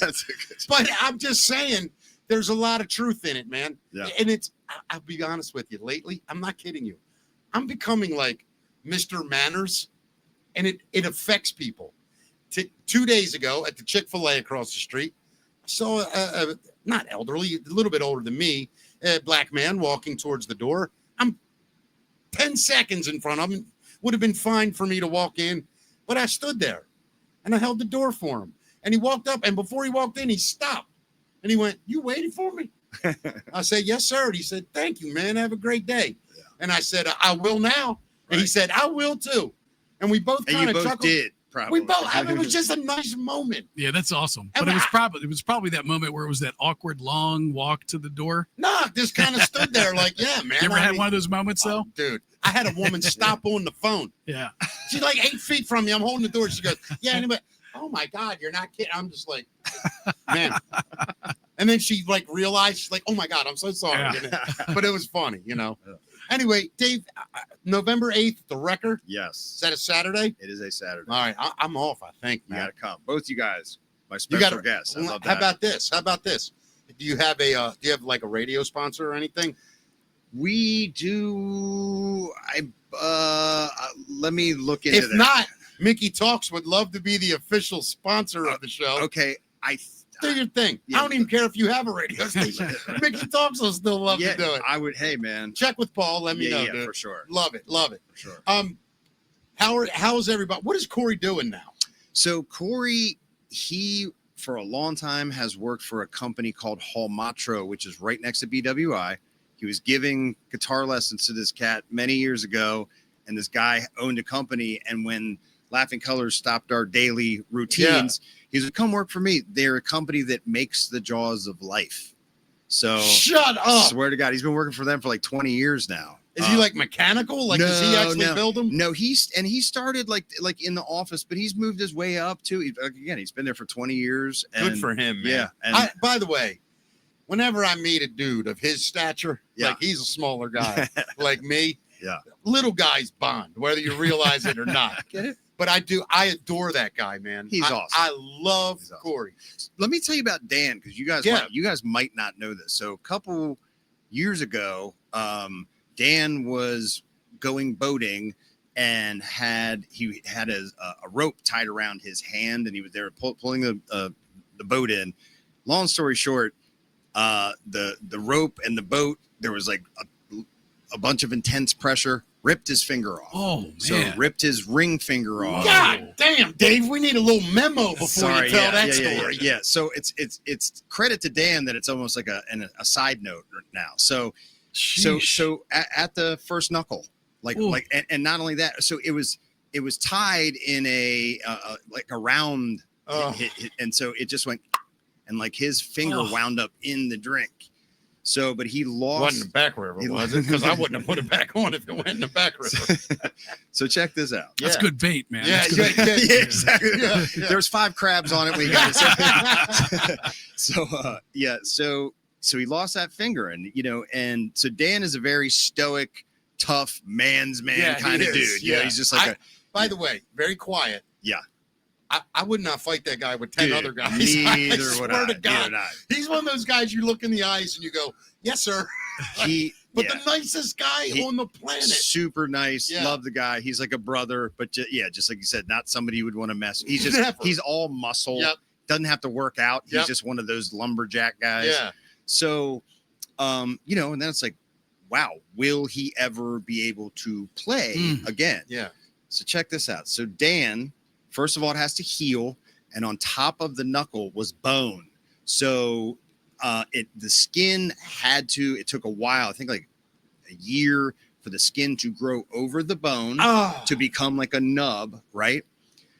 Dan goes online, finds the right material, and designs himself a prosthetic finger. Wow. Made it himself from scratch, that with the right material of like a hard rubber that he can just pop on there and now play the bass with. Oh my God, that's amazing. Are you serious? I swear to God. That's insane. This is like four or 5 years ago. Now, if I were him, I would have got like one of those little motors that can make a pick go like and be the fastest guitar player ever, dude. Oh my God. I got to find out what that material was. Yeah. I got an extension. I'm working on it home. Hopefully it'll work out for me. How long did you say it took? You got to wait for the bone to heal there, Mick. That's going to take a while.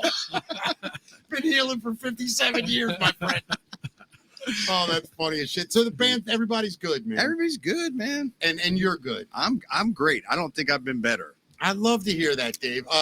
We're gonna get into music stories here, but man, I want to say something.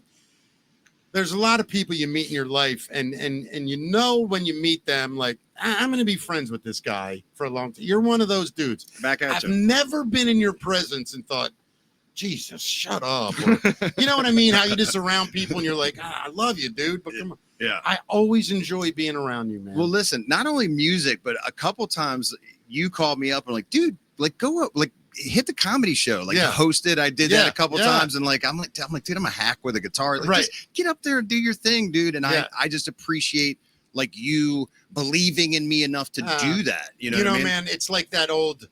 It's like there's an old sailor saying, I'm going to screw it up, but a sailor can spot a sailor from a mile of a beach view or something, a mile out from the beach.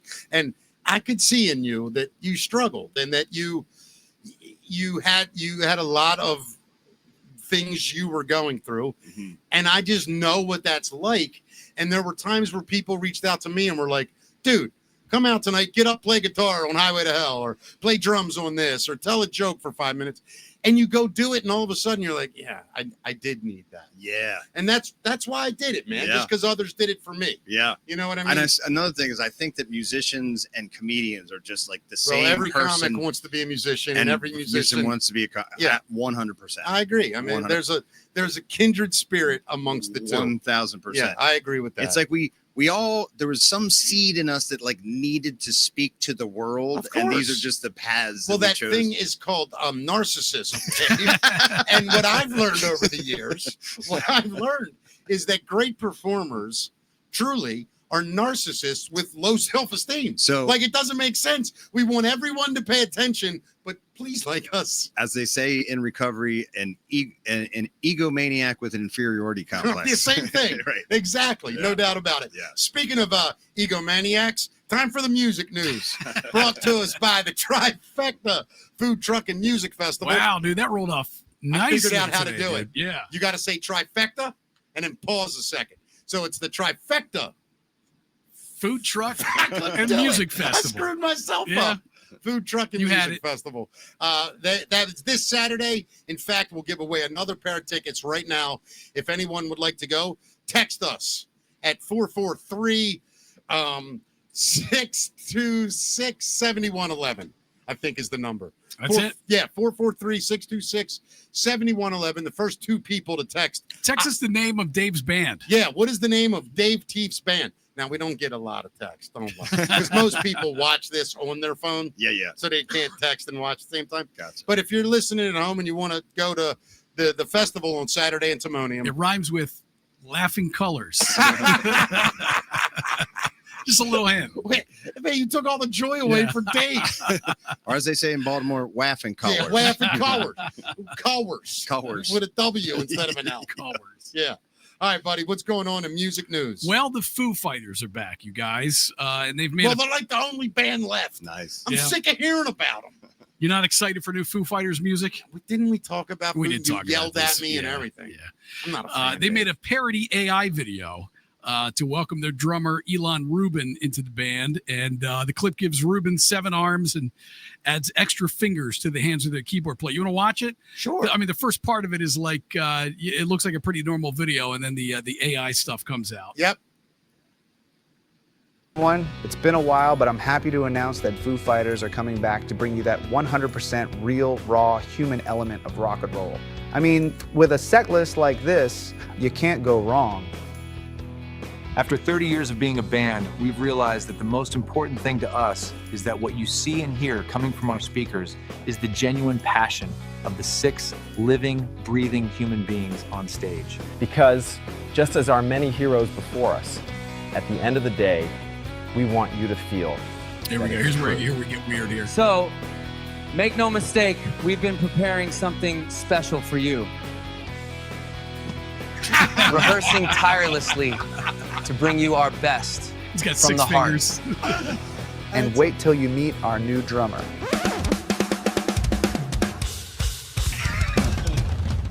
I mean, that was cool. Listen, I like Dave Grohl as a dude. Mm-hmm. My problem with Dave Grohl is this. He's sort of become like the spokesperson for years past as the active rock god that's carrying the torch. My problem is Nirvana shit on every band before them.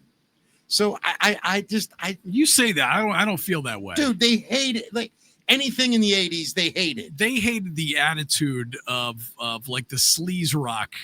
That Led Zeppelin had, that they the Stones had, that all bands had. I don't think they had that. Not like the 80s. Have you ever read the Led Zeppelin book? Well, of course. You know about the shark? But I'm saying, sure, it's going on with a ton of other bands, but the attitude and a lot of the material in the lyrics of the bands at the time had to do, it was very sleazy, and they weren't part of that. So instead, they decided they were going to write about killing themselves and how horrible the world is. And all I'm going to say is, what you know why I really hate them? They started making girls dress unhot. There was a big grunge movement of girls that just wore flannel, and I think that was Courtney Love's fault. You think so? Yeah, because she was unhot. Yeah. So you know, so true. But I got to stop shitting on the Foo Fighters. I like those 3 songs. You like 3 songs from them? I mean, I like Monkey Wrench. Yeah. I like the slow kind of poppy Beatles one. You like Everlong? Everlong's okay. You talk about Big Me. I like Big Me, and I like there's one other song. I can't even think of it. Exactly is my point. What's the one that goes all my life? I guess All My Life. Is that what it's called? All My Life, yeah. Okay, yeah. I like that one. It's all right. I like the beginning, and then I'm kind of, once it kicks in, it's just, that was my problem with grunge. There was never like a big hook. There was never a big, you just never did this. It was kind of more like, oh, what the fuck? I disagree I want with to get that. hit by Come a on car. now. I don't know. That music never hit me. I don't know. You know what I mean? There's some people that don't like Led Zeppelin. Wow. Yeah. I don't trust them. I mean, like, you don't listen to Outshine from Soundgarden and feel that? Ooh. Listen, Soundgarden gets pigeonholed with that band. Soundgarden is another band. Yeah. You can call it a grunge band. Bullshit. Soundgarden. Come on, how about Alice in Chains' Man in the Box? I mean, when they came out of the gate with that song, that didn't move you? Both of those bands over Nirvana and the Foo Fighters combined. Well, we're talking about 90s stuff that you Pearl Jam say you hate. Can eat all the dicks. I hate them. Come on, man. Are you kidding me? That first album did nothing for you. Here's the 2 songs that are cool. The one that goes, I want it round today. That's every song. No, was that Matt, I'm with you. I know you both. yeah. You both. I know I'm the dork here. Whatever. No, that's your opinion. But man. I don't know. There's something about Nirvana that's just not authentic to me. I wasn't a huge Nirvana. That was my least favorite. Yeah, actually. me too. I'm with you, Dave, on that. I appreciate them more now than I think I did in the 90s. All right, I'll though. tell you what then. Yeah. Then good. Then we're on the same page. Yeah. I'm not saying Nirvana has no place in music history, and they were great. I get it. But I don't think they belong in that conversation where they currently are. Well, had he not died, they would not be as big what's as Pearl big Jam. about them is they came at a very pivotal time, right? Yeah. When all the hairband stuff was going down, and they boom helped to explode just all of that onto They the were scene. they were the first when Teen Spirit. It was that song, by the way, right. That song's an anthem. Yeah, I'll give them that. That song's incredible, and I like the one that goes. What's the one that goes? Mary. Yeah. Platin. Oh my God. All apologies. All apologies. Yeah. Phenomenal song. Yeah. I love that one. But if you remember, it's like 1 month you're hearing Skid Row on the radio, and then the next month it was Teen Spirit, and it's like it shifted overnight. Oh, no doubt. Overnight. No doubt. Everything changed. There was a very weird period where there was still a lot of that same stuff on the radio at the same time. And they sounded. But then you're right. Then it was just night and day. It totally shifted. But then it bred all that horse shit from the late 90s into the 2000s. All that Chevelle and what are Breaking Benjamin. All kind of the new metal stuff. All that shit. Yeah. It was just shit. I hated it. I hate to say, but it was a very dark period in rock music for me too. And it's why there's no rock left. Yeah. By the way, that killed rock music. People could say whatever they want. All them bands up to about 2005, 6. A lot of it sucked. had to do with the state of the record companies too, and they were after was one song. Yeah. So a lot of bands were trying to recreate what they were already hearing on the radio, and there's no development. They would just take them, record that song, get it on the radio, and then they were gone. You're forgetting one huge element of that. The record companies then told any kid from the age of 10 to 15 that boy bands and smoking hot Britney Spears, Christina Aguilera, all those, that's when that all exploded. And that's where rock music went, see, we can't compete with this shit. Yeah. And that's what happened. And now we had, 15, and you had all that 20 took over. years of that. And now people are like, is there anything new? And these kids are coming up and going, hey, remember these? These are guitars. Right. These are cool as shit. You guys should pick one up. Well, a lot of there wasn't a lot of innovation during that time because they didn't allow it. That's what I'm saying. They weren't. There was no development happening during that time because it was for too artists. easy to take a good-looking kid or 5 of them, stick them in a warehouse, teach them how to dance. Bye. Yeah, and then have some incredible pop songwriter write 20 songs that are sheer dance hits and put them in these kids' mouths. How's that not going to sell? Yeah. It's worked every decade. But then they just went hog wild. And There was a movement over to hip hop as well, and then also to electronic dance music. Right. That's where that a was lot of the quick, rock though. crowd or the kids that would have been getting into rock music at the ages we got into it were all getting into EDM And I lost my mind. rap. I lost my mind with the EDM when DJs got to get on a stage in front of 10,000 people. I know you don't get and it. push play. That's not Fuck really. off. That's not really what all of those horse guys were shit. doing, though. Horse shit. It's all pre-programmed. He's not. Come on. What is he doing? A lot of those guys are creating their own music. Not live. There's an Not art live. form. Not of live. Of course. No. Yeah. Yes. Who creates music live with a machine? What do you mean with a machine? You're not playing anything. Their instrument is their mixer and the different decks and things that they have. Okay, so let me ask you. There's an art form to it. I'm not going to insult and you. the music that they're using during the shows a lot of time has been created by them. It was not all of them, but some of them. Dave. So, and both of you to me are right to an extent. Matt's not wrong in that. Okay, like maybe a DJ will record something. He's got this piece and live he mixes it, and it's at this moment I'm going to bring this up and do and weave into that. I'm not a huge fan of it personally. Right. You know what I mean? I'm just a singer though, so I do less. Look at that, Matt. I'll ask you, Matt. Do you look at who was the great DJ guy? Well, what listen, was his name? I am not Skrillex. I am not. Yeah. Skrillex was huge. Yeah, I am not huge into EDM No, music. I know It never you're not. was. But being a DJ and somebody that performed Sure. on the same equipment that they had, I can see the level of talent that these guys have and what they're doing. So if you don't know, it's hard to tell. You're right. All you see up there is a guy with his laptop, right? Right. And he's twisting knobs Yeah. and he's blah, blah, blah, blah, blah, blah. But what he's doing behind that deck's not all of those guys. Yeah. Because there are people up there faking it, Yeah. twisting knobs and doing absolutely nothing. Sure. But the real artists, Yeah. I'm saying, are creating music. Well, it's a lot like this show. I'll give you an example. You sit over there, you run all the video, the audio. I'm the DJ. I just sit here and talk, and everybody put my name on it so I can look cool. But what I'm talking, I'm kidding. But what I'm honestly talking about, and I think, I just think that there's a passion when you actually are playing what people are hearing. You're producing the sound. My point is that sound's already produced. Would you be okay if a guitar player, a band, think about it this way, recorded all their stuff in a studio, and then they came on stage and it was all tracked, and they played air guitar? No, it's a totally different thing. Why? It's a completely different thing. Why? Because you're going for the live band experience of some guys who wrote a song with a hook, and they're up there playing it. A DJ, on the other hand, is really just kind of creating a party with different sounds, but they're putting sounds and things together in interesting different ways. And a lot of those guys have created that music. They were in a studio, and laid those beats down and put different sounds. You think any of those dudes will end up in the Rock and Roll Hall of Fame? I don't know. I don't think they should. That's when they jump the shark. I mean, I'm kind of. I think there should be an EDM museum. I think there should be a hip hop museum. I don't think that all the hip hop artists change it or to the dance Music artists should be Hall in the of Fame. Rock and Roll Hall Or of just Fame. call the whole thing the Music. I'm not one of Hall those Fame. people that thinks that all those hip hop artists should be in the Rock and Roll Hall of Fame. We should have separate genres. I feel. Yeah, like. I do too. Yeah.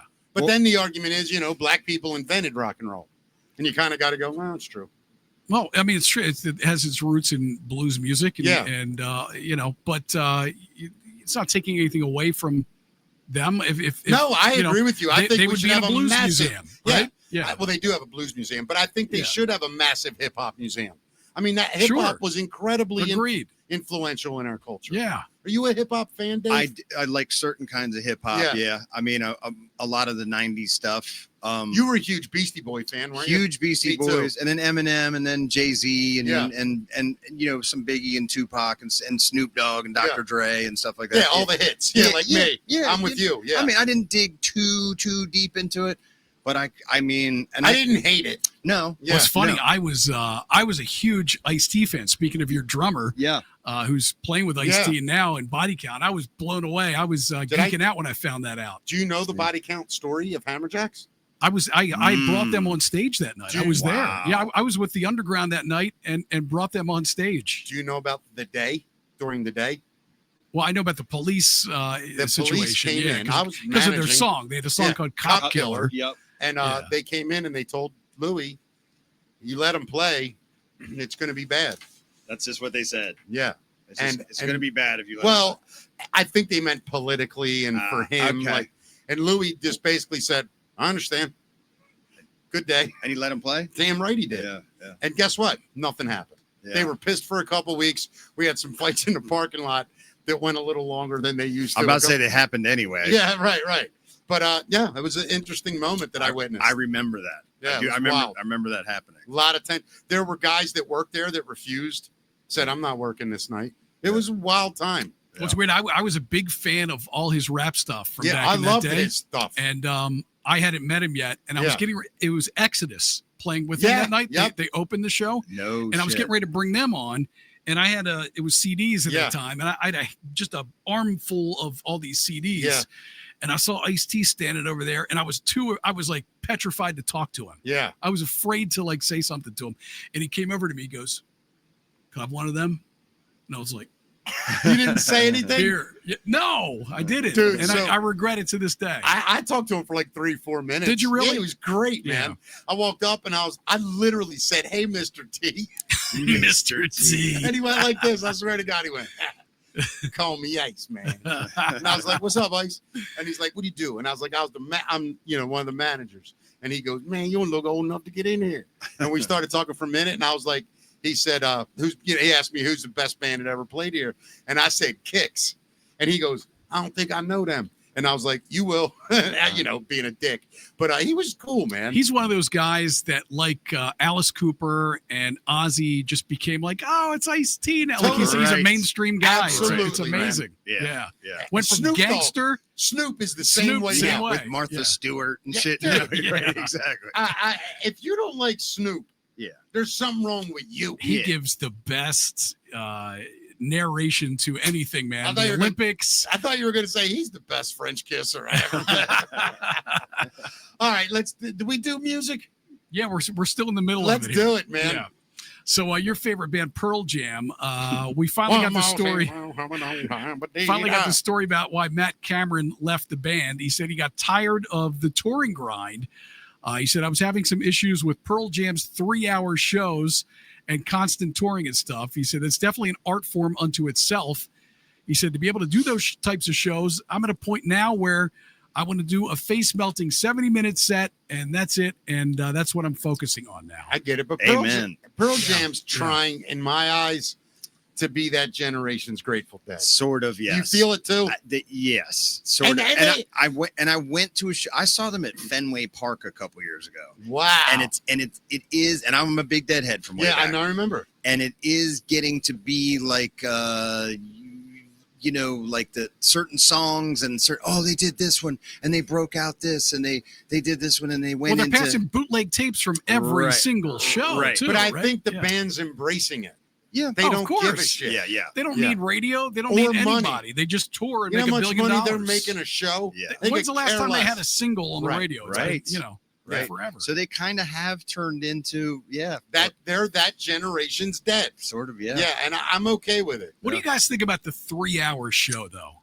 That's too long for me Yeah. personally. I don't like to play or be at a Yeah. concert for 3 hours. I like a good tight 90, and I'm good. You know, Me too. I'm with Yeah, you. yeah. Me too. Yeah. I'm very guilty of hostage situations when I'm on stage. I can go long. I've done 2.5 hours on stage before. Really? Yeah. It's terrible. It's terrible to do, and I bet it's grueling to watch. It's selfish, I think, as a performer. I'm now back to tight 45 to an hour, the gut punches every time. Leave them wanting more. Yeah. That's my philosophy. Yeah, Like, and I'm embracing it again. Yeah, you want more? Come back Yeah, again. yeah, it's only $20 or whatever. You know, Exactly. come 3 times a week. But see, that's as a music or a comedy fan, that's what I want. Yeah, of I course. don't want 2 hours. Right. I want you to punch me in the face, and then I want to come back again sooner or later. One Yeah. of the funniest things I ever saw in my life, when I saw George Carlin a couple times. One of the last times I saw him, he was on stage and he went to do a joke and he goes, "Wait a minute, what time is it?" Right? And he looked at something, I don't remember. And he goes, 3 minutes over, I'm done. And the crowd's like, "No." And he goes, I forget how he said it. Basically, he was like, "Listen, I do this for you. This is the part where you do something for me. You did pay. I appreciate that. Now, when I say I'm done, you get up and stand and clap, and I leave." And everybody, he goes, "I'm done." And everybody got up and clapped, and he left. And I was like, I loved it, man. It was so great. Yeah. You know? So Brian May is denying the viral Queen farewell tour announcement. Apparently, there was a big rumor that he had to debunk, claiming that One Last Ride 2026 farewell tour was happening. It was something going around on Instagram. I saw it. The false information had gained traction, prompting May to clarify and caution fans about misinformation online.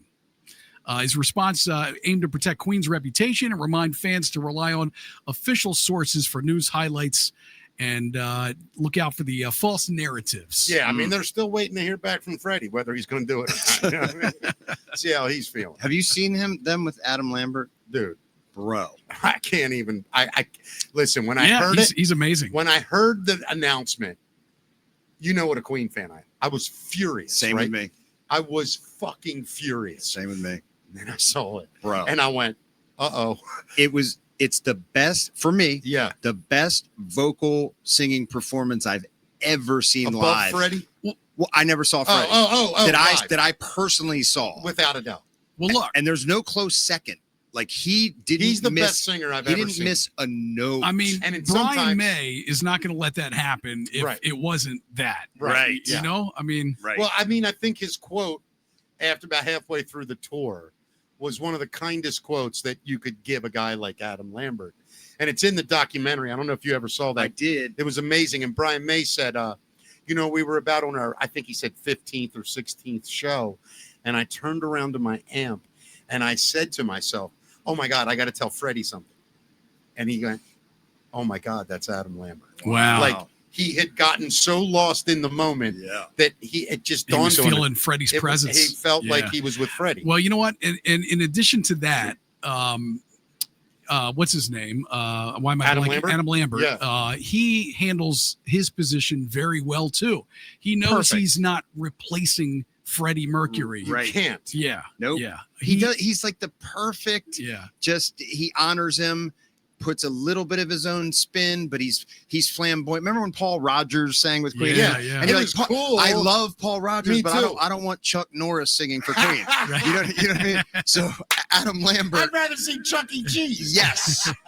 Adam, but like before Killer Queen, they had the screen and he's like putting on eyeliner. I'm like, I need a gay guy singing for this I'm with band. you, dude. I'm serious. No, and I'm going to tell you why. Because whether we realized it or not, Freddie was a genius for one thing. He showed us all how being gay could be badass. As hell. And we didn't know it as kids. No. We didn't. And then you get older and you go, oh my God, Freddie Mercury's gay. And then all of a sudden you have to question yourself and go, are the songs still cool? It was the same thing with Rob Halford. Yeah, of Judas course. Priest, Right. You know? Well, I got hit on, so that was a little different. Did you really? I told you that story on the show. You did? In the dressing room. Now, I don't know what happened. I walked. Here's what happened. He was in the dressing room. His tour manager came down and said, Rob needs somebody to come up. And I was like, all right. So I walk upstairs and I literally, his band was on the left. Remember the dressing rooms upstairs? Yeah. One on the right. His band was to the left. He was in the one on the right. I went to the door. I tapped. I said, Mr. Halford, my name's Mickey. How can I help you? He said, come here. And I walked in and he said, can you give me some ice in these? I just want ice in these, like trays. And I said, sure. And as I turned around to leave, he goes, are all the young men here as handsome as you? And I went just like this. No idea. And by the way, I don't know in that year if he was out. What year did he come out? Who, Rob Halford? Yeah. I mean, it was early 80s. It was? Late 70s. No. No, later, yeah. It was like late 80s, the early 90s. Yeah, I think, yeah. I'm pretty sure the first Judas, you know how many Judas Priest albums there are? I'm telling you if only now. there was a device, Mick. Yeah. We could if find only there out when was a Judas device. Priest started. I'm going to guess it was the late 70s. When they what? No. When he came out of the closet. I'm sorry. Yeah. Now I realize yeah, what yeah. you meant. Remember Rock-a-Rolla and all that shit? Yeah. So I don't even know. You're right. It might have been late 90s, early 2000s. Yeah, it was weird. Yeah, so he wasn't out yet. Yeah. And go ahead. Here's what I heard. This is what I heard how he came out. Someone asked him in an interview. It could be wrong. I don't know, but I'm going to say it. I just spread the rumors. I don't check the validity. Yeah, why would you? So no fun in that. What I heard was like nationally, someone said, "Hey, do you have like a celebrity crush?" And he was like, "I do." And they're like, "Who?" And he's like, "Howie Long." Yeah, I heard that. That might be true. Might be true. Yeah. I don't know. And they were like, "Whoa!" And it's like, man, how would we think Rob Halford with the short hair and the leather and the little cap was gay? Yeah. Why? Or Freddie Mercury, right? Name the band Queen. Yeah. And we all went, what a badass name. Hell yeah, What do you man. mean he's gay? I want to ride a bicycle too, Freddie. You're damn. I don't even know what a bohemian is, but I'm in. But he likes fat bottom girls. Yeah. But you know, I'll tell you something. Are you off Saturday? This Saturday, you going to go out to the festival? I am playing on Saturday, man. I'm pissed, and I tell Paul I end up playing every year. Somebody winds up, and I really want to go. I wish I could. I know it's going to be great. Have you seen Killer Queen yet? or Almost I Queen? have, as a matter of fact. That guy is the second best. He I've really ever is seen. good. Endorsed by the band. I know. Yeah. He really is good. Yeah. I mean, Yeah. he did Somebody to Love, which, by the way, and I've said this, I think, to me, it's the greatest rock vocal performance I've ever heard. I agree. That Oh Darling by Paul McCartney is another one that just grabs me by the balls. But that song to me, just it gets in my soul. So when I heard that piano intro at Timonium, and I originally thought they're not going to play that. And when I heard it, I just ran. And I was with my son, so it was kind of magical. Yeah. And we're standing there. And as soon as he started singing, I filled up. I don't know what that means, but like I literally had tears in my eyes. Yeah. It was so good. It's that great a song. I agree. I think it's the greatest. I'm not being funny. Can you sing that? No. I mean, it's above you. I mean, there are notes in there that there's no question. Yeah, I dolphins. Can't sing. I think they recorded dolphins. Yeah. Always cracks me up the people that will choose songs like that for like karaoke. I'm like, did you really think I tell you were going to do a Freddie Mercury song? Right. Did I tell you the Jeff Tate story? I don't know. Queensryche at Hammerjacks are backstage, and they're playing. Oh yeah, when they warmed up, Dude, they're warming up. Well, they're not even warming up. He's standing in the back. No. Right before they go on, they played Somebody to Love as like their intro song. And as it's playing, I'm 5 feet from him, and it's the part where it's I get each morning I get up, I'm dying, right? Can barely stand on my own, whatever it is. And then in the middle, somebody find me, and he goes through the roof and holds that note. Yeah. Jeff Tate does it. The song continues. He holds the note and then goes, oh, another octave. And I went, what the f was that? He's another beast. And I wasn't a Queensryche fan, never was. It was too technical. Oh, we got to appreciate those vocals. Oh, though, my right? God. Yeah. Well, that night, I became a Jeff Tate fan. Sure. Yeah. Without a doubt. Just amazing thing to witness. Yeah. Unbelievable vocals, for Yeah. sure. I like their first album. Queensryche? Yeah. Remember Queen of the Reich? Yeah. The only one I know is the Jet City Woman and all that. Right. Well, that was Empire. I love that album too, but Operation Mindcrime, that was my album. That's a masterpiece, man. Yeah, that's it really an underrated masterpiece. Is that what do they call it? Like a concept album. Yeah. I did. That's a great album too. Yeah. What else we got, buddy? So Aerosmith is going to release their first new song in over 10 years with Youngblood. You seen this kid yet? No. You don't know Youngblood? What are we talking about? Have you seen the Ozzy tribute? Any of the concert footage from Ozzy's farewell show? I saw some, yeah. Did you see that young kid with no shirt on? No. Do yourself a favor tonight. Look up Youngblood at the Ozzy. He's a vocalist from England. It's He's bringing rock back. YUNGBLUD. It's an interesting. He's not all rock. There's weird. It mixes genres. It's an interesting. He's interesting. He's not the guy that also does reggae, is he? No. Okay. I don't think so. Okay. Is he skinny looking, dark hair? And is he from England? Yeah, he is. Yeah. This dude does. He's a wild dude.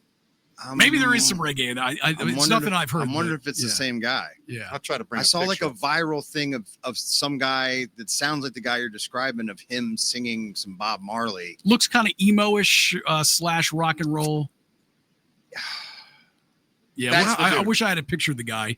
But Aerosmith has announced a new collaborative single with Gen Z rock star Youngblood titled "My Only Angel," which marks the band's first new song in over a decade. This is, of course, raising speculation about Aerosmith's future plans, including a potential final show or tour with Youngblood joining the band. In addition to that, Steven Tyler is going to join the Joe Perry project for the show where they open up for The Who as well. So I just saw that picture Joe Perry posted at the Hollywood Bowl. Yeah. And it says The Who. And then underneath it says Joe Perry Project. And I thought it was so wild because Joe Perry posted that. And he basically said, how cool. I'm opening for The Who. This guy's in Aerosmith. Right. And he's like, I'm awesome. I'm opening for The Who. Yeah, it's pretty amazing. Where do you rank The Who, Matt?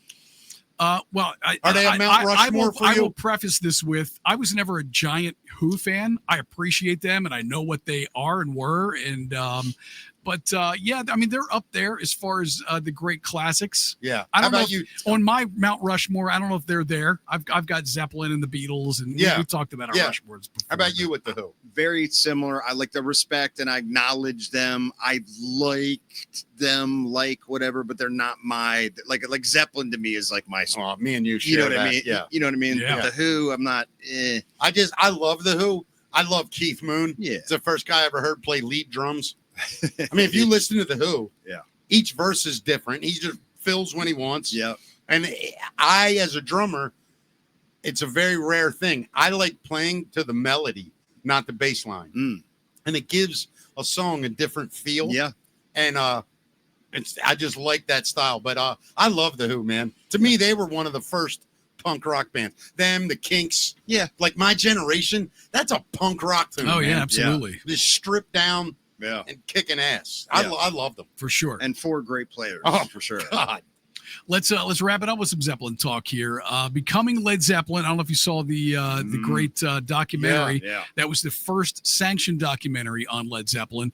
It's going to be released in a deluxe steelbook edition on September 30th. So made a record-breaking $3 million IMAX debut across 16 countries and territories, and now you're going to be able to own it in the privacy of your own home. I just wish Robert Plant could get over himself one more time. And if it Maybe was the tour just a show, man, with Zeppelin. Yeah. He's coming to he's touring with his new band Saving Grace, and they're coming around our area in November. Do you care? I only care. I would secretly only be there to see if he would sneak in a couple Zeppelin songs, But which I think he will. Of course he will, but it'll yeah. be like going to California And just to see the guy live in person, you Yeah. know. I mean, I saw the Page Plant tour. Me too. Yeah. That was good. It was incredible. Good. But I mean, one show, Wembley. Just Come on, do it, just man. do it. And if Robert Plant, I want a North American tour. What are you talking about? no, I man? mean, that yeah, would be. we'd love it, but I mean, look, the Beatles do it. You know, the remaining Beatles do it. I mean, look, I would love it. I think it would be cool as shit. Those guys are younger than the Beatles. But I think Robert Plant's problem is that he's not Robert Plant and he doesn't want to be remembered singing those songs badly. And I respect that. Say that. Don't go, well, I did that. No. And then plus he's got that little elf. They've got enough of a catalog now that he can do all the songs that he enjoys dude. playing and he can still sing. All right, you're going to And leave. put Jason Bonham on drums. I love and it. It'll be beautiful. Yes, but are you going to leave that concert going, they didn't play Black Dog, but that's okay. I don't care. I really don't care. I mean, there's so many Zeppelin songs I love. Yeah. There's It like would three or- not be a bad time for me. I'm Yeah. with, I'm don't get me wrong, Yeah. but I don't understand it. I wonder if the Bonham thing bothers him. I don't get it. I just don't get it. I mean, between that and his son, I mean, there's probably some rough. He went through some rough times. Oh, it's a brutal with story. that band. Yeah. I mean, you know. Yeah. All right. Yeah. Well, Dave Tieff, man, you got to come back on soon. Would love to. Dude, Would love to. listen, I want to get so much deeper with you at some time. Let's do it. Yeah, and you're a fascinating guy. If you've never seen Laughing Colors, or if you're watching us from another state or another country, search all them. Where do they search? Just Laughing We go to Colors? Spotify where our Yeah. stuff, we finally put it up there. Our Yeah. stuff, and it wasn't on there. There was like no place to even find our music for a Right. long time. So we put it up there recently. Do yourself a favor if you haven't seen it, or are there YouTube videos of the band live? There is, yeah. Search Laughing Colors, Baltimore band, incredible. Dave Tieff, what a character, man. Great Thank to know you guys so much for having me. I was pumped for this. I was looking forward to it. Likewise, it's Dave. great to see you guys. You You've been too, bro. Great people and great friends for many years, and I just appreciate being on the show. We love you, dude. Would love to come back. The love is Done. mutual. Yeah, done. Everybody else, don't forget Friday's show is a quick one, live from the setup at the Yeah, we'll give you a little sneak peek. at the right? Trifecta Food Truck and Music Festival. Yeah, very good, Mick. I'm so proud of myself every time I do it. We're going to be there Friday, and then Saturday we'll be on and off air all day, checking in from the festival. Just wherever you watch us, be on the lookout for us. Very good. Yeah, and we'll see you guys tomorrow. Yes, tomorrow. Who do we got tomorrow? What's tomorrow? Thursday? We got Kim from Kim's Crypt coming in, and she's bringing one of her freaks with her. I hope she's energetic this time, Matt. You know Kim? Yeah, Kim Yates? Yes, I Drummer, yeah, Scarlet yes, Angel. Yes. She has all the haunted house stuff. Like the most joyous, entertaining, bubbly Yeah. human being you'll ever be Her around. season's about to kick off. So, So she's yeah. pumped, dude. Yeah, oh yeah. She'll be in full Kim mode. See everybody tomorrow at 5 live. Thanks, you guys. See ya.